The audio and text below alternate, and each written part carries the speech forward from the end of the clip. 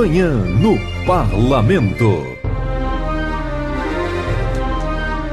8h30. A Comissão de Constituição e Justiça da Câmara aprovou esta semana a PEC 192. Ela está em tramitação desde 2007. É uma PEC que obriga juízes e tribunais a encaminharem todo semestre ao Conselho Nacional de Justiça relatórios que digam como está o andamento dos processos que envolvem atos de improbidade administrativa e, principalmente, os crimes contra a administração pública, dos quais eu destaco a corrupção.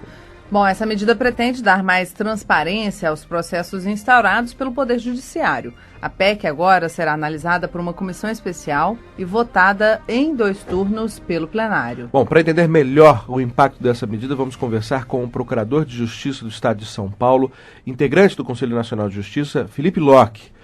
Dr. Felipe se encontra no Chile em missão oficial, mas mesmo assim teve a gentileza de nos atender para essa entrevista e eu agradeço muito. E vale ressaltar que Felipe Locke é um dos idealizadores do Cadastro Nacional de Condenados por Improbidade Administrativa. O cadastro vem sendo utilizado há 4 anos como mais uma ferramenta de combate à corrupção. Dr. Felipe Locke, muito bom dia. Bom dia, é um prazer falar com a Câmara dos Deputados e, sobretudo, com os ouvintes da Rádio Câmara e TV Câmara. Muito prazer, Lincoln. Muito obrigado. Nós conversamos essa semana com o presidente da Frente Parlamentar de Combate à Corrupção, o deputado Francisco Praciano. Ele falava desse conjunto de matérias que tenta dar mais atenção a esse crime que mancha a reputação do Brasil e mancha a reputação da política, do parlamento, que é o crime de corrupção. Antes da gente aprofundar em relação à PEC, eu gostaria que o senhor nos contasse como está sendo feito hoje o controle sobre o andamento dos processos de crimes dessa natureza, que eu acredito, imagino que o senhor concorde comigo, merecem sim uma atenção especial por parte do Estado e da sociedade. Sem dúvida alguma, esses crimes e essas ações cíveis que tratam de problemas ligados à corrupção e à improbidade administrativa devem merecer uma atenção total do Estado, seja o Estado juiz, o Estado Poder Executivo, o Estado Legislativo. Eu não tenho dúvida alguma de que esses instrumentos de controle devem ser ampliados ao máximo, pois só assim a sociedade terá tranquilidade e poderá confiar nos seus agentes públicos. Hoje, esse controle tem sido feito pelo Conselho Nacional de Justiça, que tem cobrado, seja das corregedorias locais, seja dos próprios juízes, o bom andamento desses processos. O Conselho tem estipulado metas, criou cadastros para que haja transparência e acesso a essas informações e tem procurado examinar os atrasos e, eventualmente, punir a ineficiência.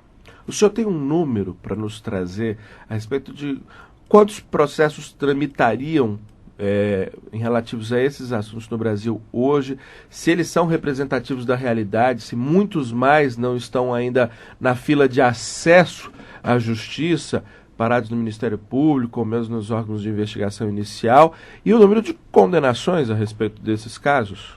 Olha, concretamente, nós temos apenas o número de condenações por improbidade administrativa na área civil.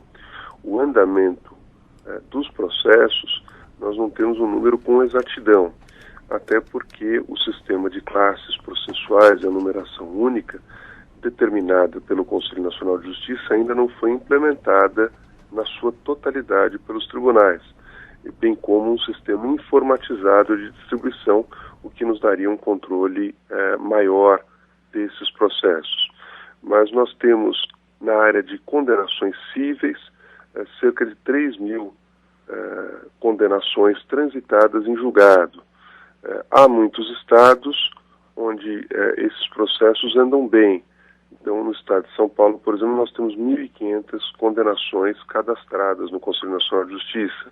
No Rio Grande do Sul, nós temos aproximadamente 500 condenações. São os 2 estados com maior número de condenações cadastradas. E há outros estados onde, por incrível que pareça, não há nenhuma condenação transitada em julgado cadastrada. E isto tem feito com que a Corregedoria vá a esses locais para saber o porquê dessa inexistência de condenações transitadas em julgado ou de números ínfimos. porque aí é uma anomalia do sistema, porque infelizmente nós sabemos que há problemas de corrupção em todo o país. Felipe, como que é feito hoje esse controle sobre o andamento dos processos de crimes ou suspeitas de corrupção? Olha, o controle é feito pelo próprio juiz, pelas corregedorias locais e pela Corregedoria Nacional de Justiça, que tem procurado enfocar esses problemas e tem procurado dar uma atenção especial. Mas não há um instrumento de controle, uma normativa específica sobre o assunto. Daí o nosso entusiasmo com a possível aprovação desta PEC. Essa aprovação, então, é necessária, né, da PEC? Sem dúvida, é um instrumento a mais, um instrumento necessário e, sobretudo, quando nós verificamos que não existe ainda um sistema de controle nacional informatizado que daria esse controle automático. Ou seja, é preciso, primeiro, conhecer o problema, né? Conhecer a natureza do problema, saber como é que estão tramitando, ter, digamos assim, dados para análise, para a partir dessa análise fazer a cobrança, fazer o gerenciamento das ações para dar mais efetividade para esses julgamentos, né? Sem dúvida, porque nós temos hoje muitos instrumentos de controle, mas eles não trabalham em conjunto. E muitas vezes os instrumentos locais são ineficientes. Então nós temos aí a Controladoria Geral da União, os Tribunais de Contas, o Ministério Público, as próprias controladorias internas, as procuradorias do Estado e da União, que podem fazer esse controle, mas nem sempre há um trabalho conjunto desses instrumentos já existentes. E, por outro lado, não há uma obrigatoriedade da apresentação desses dados, o que gera uma dificuldade até para o diagnóstico e o exame da situação no local. Nós estamos conversando com Felipe Locke, procurador de Justiça do Estado de São Paulo, integrante do Conselho Nacional de Justiça e que foi um conhecedor dos casos de improbidade administrativa, de corrupção, porque foi um dos idealizadores do Cadastro Nacional de Condenados por Improbidade Administrativa.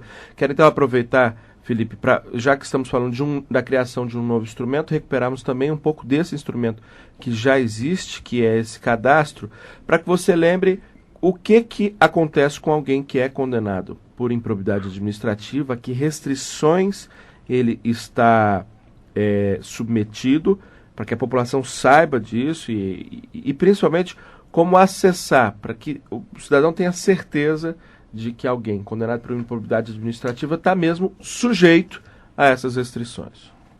Pois é, a lei de improbidade administrativa, ela prevê sanções cíveis, isto fora a aplicação de uma sanção penal que depende de um outro processo próprio.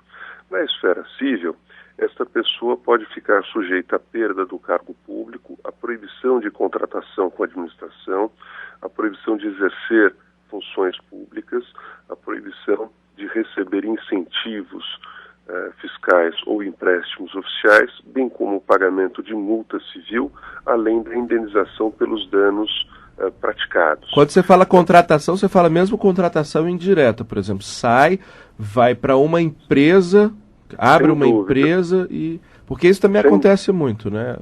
Sem dúvida, sem dúvida. Isto abrange tanto a pessoa física quanto a pessoa jurídica e essa contratação através de interposta pessoa, como através de uma empresa que, na verdade, funcionaria para esconder aquele mau agente público ou aquele mau contratante. Ele não pode estar, por exemplo, num cargo de gerência dessa empresa, de comando de uma empresa, por exemplo. Exatamente. Mesmo que não seja sócio. Ele fica impedido de, sob qualquer forma, contratar com a administração pública.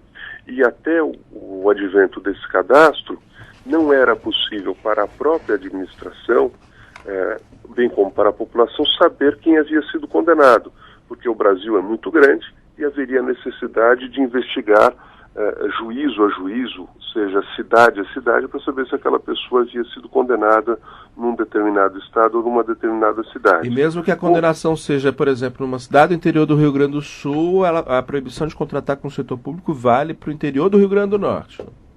Exatamente, vale para o Brasil todo, para qualquer esfera de poder e qualquer área de poder, seja para o legislativo, judiciário ou executivo, seja para o município, estado ou união.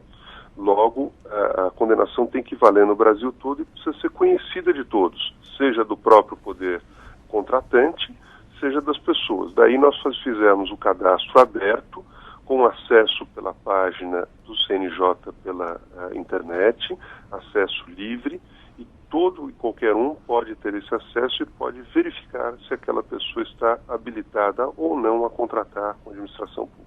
Qual que é o endereço? O endereço é no www.cnj.jus.br. Perfeito. É sempre bom lembrar, né? Principalmente as terminações dos tribunais, do Conselho Nacional de Justiça, mudaram de .gov para .jus recentemente. É sempre bom lembrar. www.cnj, de Conselho Nacional de Justiça, .jus, de justiça.br. Nós conversamos com Felipe Locke, integrante do Conselho Nacional de Justiça, procurador de justiça lá no estado de São Paulo, um dos idealizadores desse cadastro, que já é um acompanhamento, um sistema de acompanhamento dos processos relativos a atos de improbidade administrativa, aos casos de corrupção, e falamos sobre a importância de dar prosseguimento à tramitação dessa PEC aprovada essa semana, que aumenta a prestação de contas da Justiça para o Conselho Nacional de Justiça em relação à tramitação de casos nessa área. Felipe Locke, mais uma vez, muito obrigado por sua ligação aí do Chile, por atender a nossa entrevista, mesmo estando em missão oficial. Muito obrigado.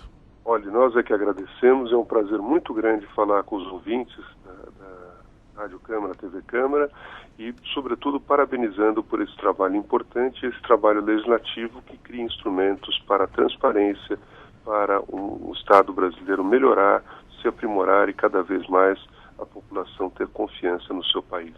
Muito obrigado, Lincoln, muito obrigado, Daniele, e é um prazer muito grande falar aqui do Chile, onde estamos com intercâmbio com a justiça chilena, sobretudo nessas questões também que envolvem a corrupção.